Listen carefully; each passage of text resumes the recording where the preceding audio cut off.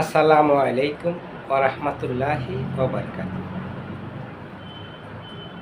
পবিত্র নগরী মক্কাতুল মুকাররমায় বাংলাদেশ থেকে যখন কিছু দুর্নীতিবাজ এমপি, মন্ত্রী, রাজনৈতিক নেতা, সামাজিক নেতা অন্যায়ভাবে মানুষ হয়ে মানুষকে হত্যাকারী, মানুষ হয়ে নিজের ভাই বোন, মা বাবার হক আত্মসাৎকারী, পাড়া প্রতিবেশীর হক আত্মসাৎকারী কিছু মুসলমান মানুষ যখন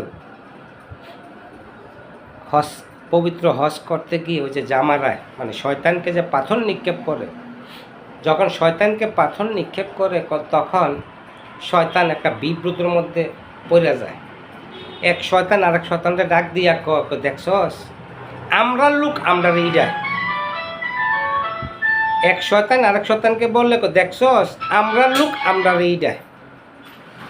তো আমনে মহান মালিককে রাজি খুশি করার জন্য পবিত্র মক্কাতুল মুকাররমায় যাবেন, পবিত্র হজ অথবা পবিত্র উমরা হজ করার জন্য।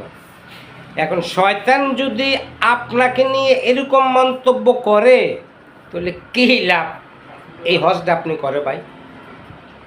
বা হজ করে আসার পরে মানুষ যদি আপনাকে নিয়ে মন্তব্য করে যে ইলেকট্রন হজ করে এলো, হজ করে এসে এই কাজটা কীভাবে করলো, তো কী লাভ হইলো আপনার এই হজটা করে ভাই?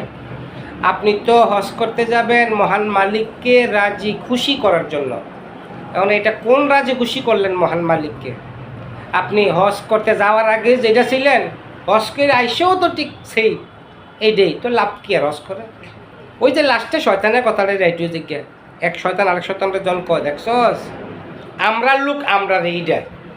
তো ভাই আপনি আল্লাহ রাব্বুল আলামিন দয়া করে আপনাকে তৌফিক দিছে পবিত্র হজ অথবা পবিত্র উমরা হজ করার জন্য, করছেন আলহামদুলিল্লাহ।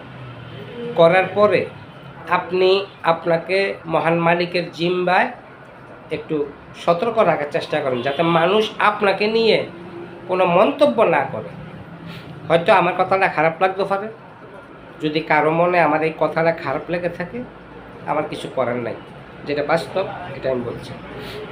ধন্যবাদ সবাইকে। আসসালামু আলাইকুম ওয়া রাহমাতুল্লাহি ওয়া বারাকাতুহু।